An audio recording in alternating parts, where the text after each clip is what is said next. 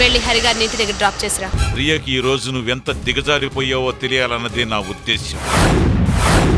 వద్దు హరి, నన్ను ఈ పరిస్థితుల్లో చూస్తే నా కూతురు ప్రియ తట్టుకోలేదు. నేను వద్దని చెప్పాను.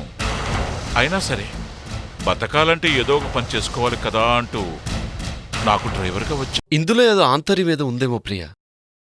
మామయ్య ఏంటి అన్నయ్యకి డ్రైవర్గా రావడమేంటి? నీ దగ్గర డ్రైవర్గా చేరింది నీకు డ్రైవర్గా పనిచేయడానికే తప్ప వేరెవరికో కాదు. అయినా ఇందులో తప్పే ఉంది? నీ వృత్తి ధర్మం నువ్వు చేశావు. ఆయన పరిస్థితి ఏమీ బాగాలేదు. హాస్పిటల్లో చేర్పించినప్పటి నుండి ఇప్పటి వరకు నాతో ఒక్క మాట కూడా మాట్లాడలేదు.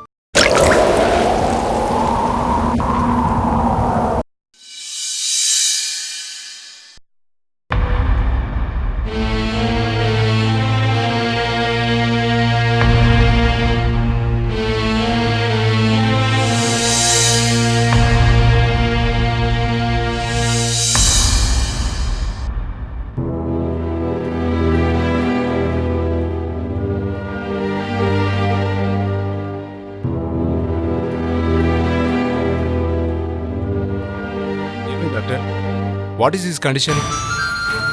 ఏం చేయమంటారు డాక్టర్?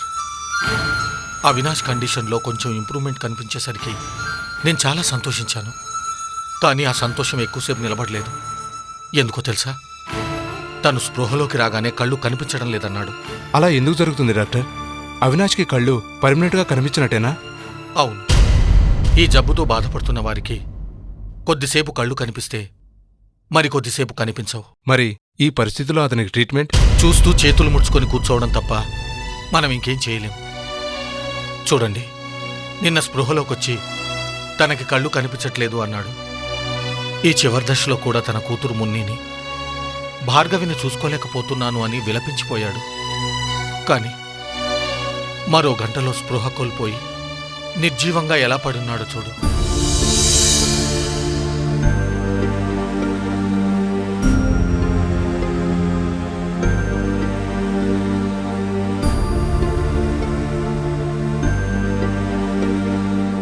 ఏమేం చిరంజీవి గారు, అవినాష్ పరిస్థితి?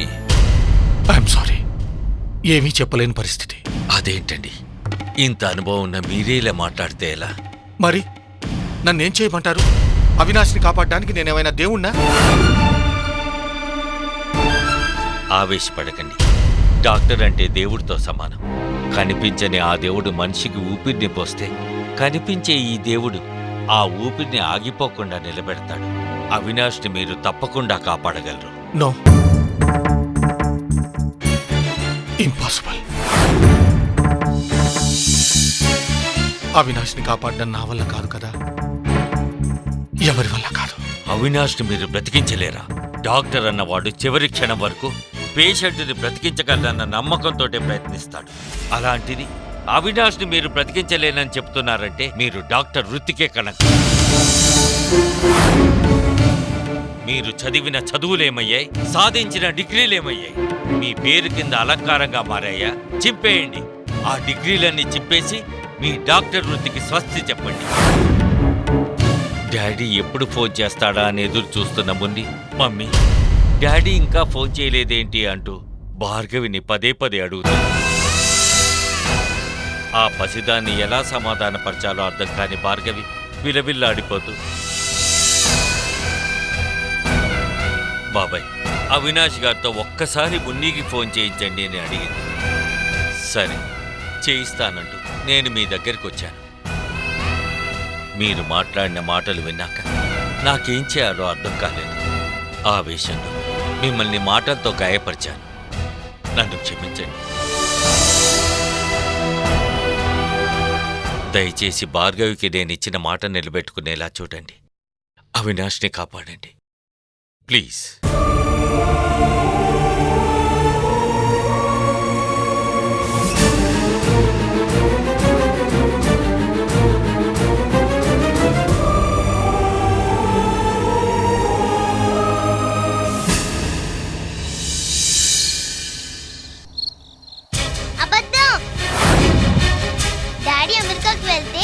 నాకు ఒక్కసారి కూడా ఫోన్ చేయకుండా ఎందుకుంటారు చెప్పు?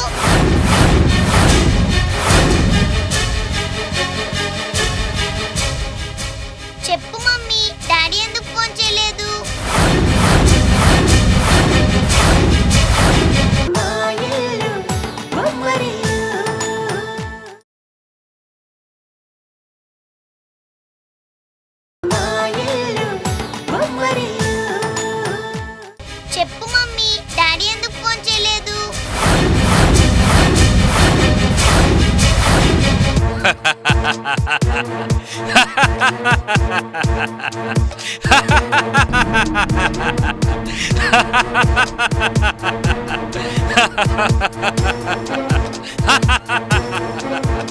ఎందుకు తాతయ్య నవ్వుతున్నారు? నేనిప్పుడే మీ డాడీతో ఫోన్లో మాట్లాడానమ్మా.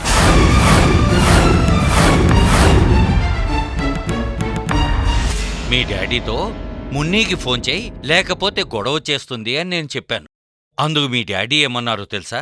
మా మున్నీ ఏమీ గొడవ చేయదు, చాలా తెలివైన పిల్ల, నేను అమెరికాకెందుకొచ్చానో తనకి తెలుసు, తను నన్ను అర్థం చేసుకుంటుంది అని అన్నారు. అప్పుడు నేను అదేం లేదు, మున్నీ ఖచ్చితంగా భార్గవి దగ్గర గొడవ చేస్తుంది అని చెప్పాను. అప్పుడు మీ డాడీ మా మున్నీ గురించి మీకంటే నాకే బాగా తెలుసు, ఖచ్చితంగా అల్లరి చెయ్యదు అన్నారు.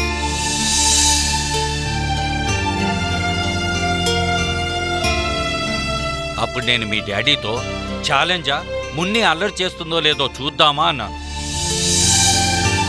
అంటే ఓకే ఛాలెంజ్ అంటూ ఫోన్ పెట్టేశారు. అందుకే నువ్వు అల్లరి చేస్తున్నావో లేదో చూడటానికే నేను ఇక్కడికొచ్చాను.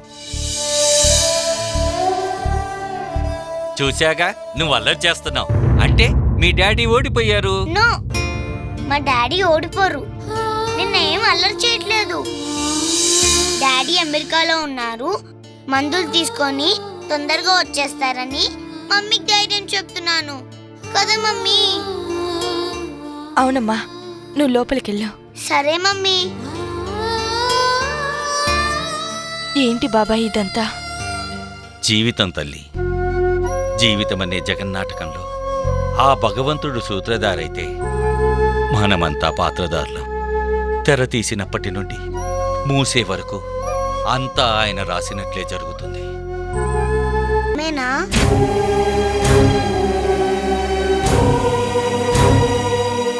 చిన్నపిల్లలు దేవుడితో సమానమమ్మా. దేవుడితో ఎవరైనా అబద్ధం చెబుతారా చెప్పు? ఏడవద్దు తాతయ్య, నేను మీ మాటలు నమ్ముతున్నాను. మున్ని,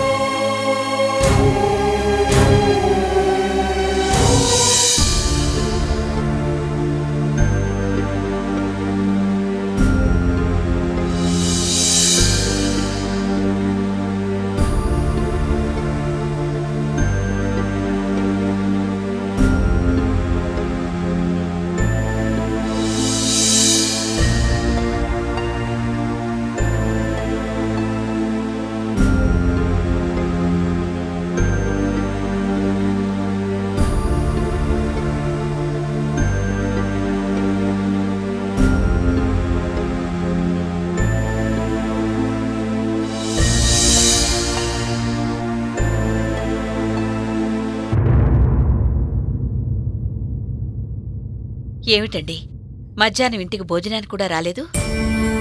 చాలా బిజీగా ఉన్నాను బోనా, ఏవో బయట పనులు, అందుకే కుదరలేదు. అవునులేండి, మీరన్నీ నిజాలే చెప్తారు కదా. అయినా ఇంట్లో పాచిపని చేసుకునే ఆడదాన్ని నాతో నిజాలు చెప్పాల్సిన అవసరం మీకే ఉంటుందిలేండి. నాకు తాళి కట్టిన నాటి నుంచి నా భర్త నైతిక విలువలకు విలువనిచ్చేవాడుగానే తెలుసు గాని ఏనాడు దిగజారడం నేను ఊహించలేకపోయాను. అలాంటిది మీరు ఈరోజు... అసలు ఈరోజు నీకేమైంది బోనా? ఎందుకలా మాట్లాడుతున్నావు? నిజాలు మాట్లాడుతున్నాను. నా మీద ప్రమాణం చేసి చెప్పండి, మీరీరోజు హరికి కార్ డ్రైవర్గా వెళ్ళారా లేదా?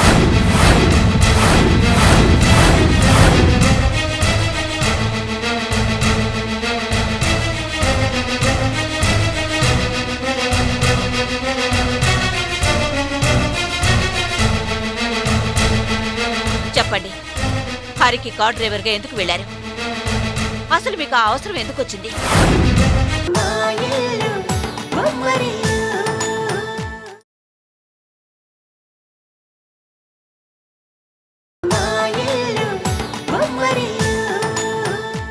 చెప్పండి, హరికి కార్ డ్రైవర్గా ఎందుకు వెళ్ళారు?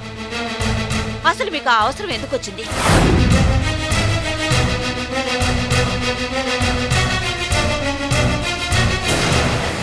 మౌనం అంగీకారమని నేను అర్థం చేసుకోగలనండి. కానీ మీరు తలదించుకునే పని ఏనాడు చేయరని నా నమ్మకం. కానీ ఈరోజు మీరు తలదించుకుంటుంటే నేను భరించలేకపోతున్నానండి. ఈ విషయం నీకెవరు చెప్పారు? నాకు తెలుసండి. మన ప్రియ నాకు ఫోన్ చేసింది. చెప్పండి, ఆ నీచుడి దగ్గర డ్రైవర్గా పనిచేయాల్సిన కర్మ మీకెందుకు పట్టింది? చెప్పండి. అబద్ధం. నువ్వు విన్నది నిజం కాదు. ఏంటి మీరు చెప్పేది? నిజం. అవును బోనా, నేను హరి దగ్గర డ్రైవర్గా పనిచేయటం లేదు. ఆ మాట నా మీద ఒట్టేసి చెప్పండి. నేను ఒట్లు వేయనని నీకు తెలుసు కదా. అయినా నా మాట మీద నీకంత నమ్మకం లేకుండా పోయిందా? అవునులేండి.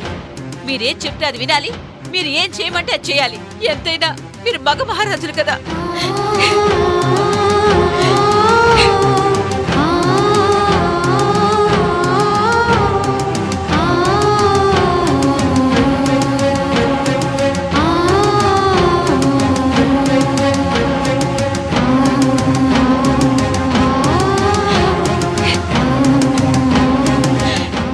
నీకెలా చెప్పాలో నాకు అర్థం కావటం లేదు బోనా.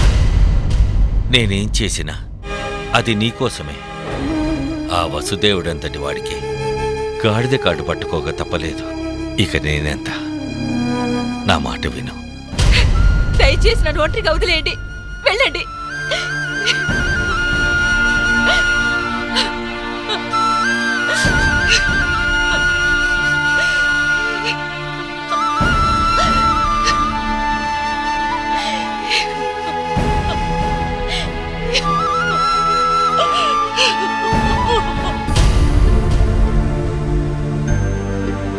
వైజయంతి, నువ్వు సుఖంగా ఉన్నావో లేదో నాకు తెలీదు, కానీ నన్ను మాత్రం ఇరకాటంలో పెట్టావు. పగతో రగిలిపోతున్న నువ్వు ప్రేమని మర్చావు. అందుకే నన్ను అర్థం చేసుకోలేకపోతున్నావు. కనీసం అర్థం చేసుకోవటానికి ప్రయత్నం కూడా చేయలేకపోతున్నావు.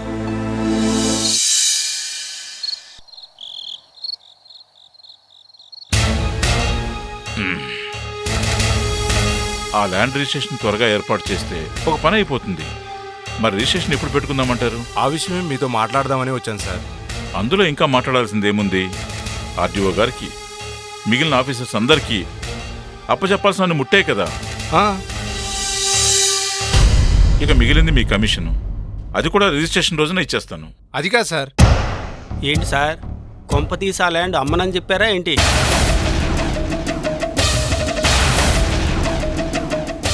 మరి ఇంకేం ప్రాబ్లం ఉందండి?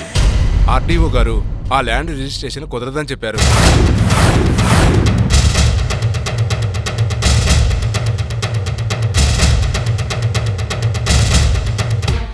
ఏ ఎందుకని? ఆర్డీఓ గారికి ఇచ్చింది సరిపోలేదంటున్నా? మరి ఇంకేంటి చెప్పండి. ఆ ల్యాండ్ అవినాష్ గారిది.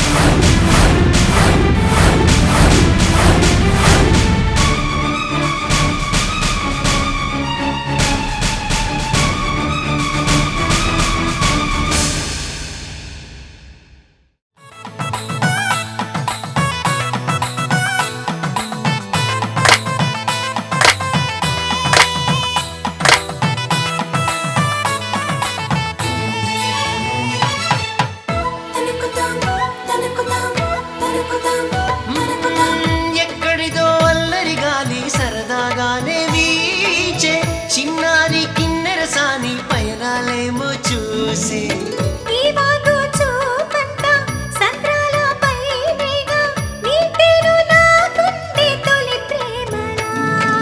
మా ఇల్లు బొమ్మరిల్లు,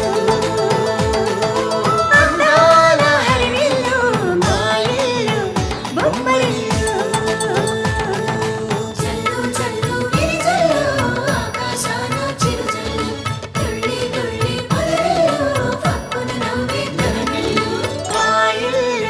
బొమ్మ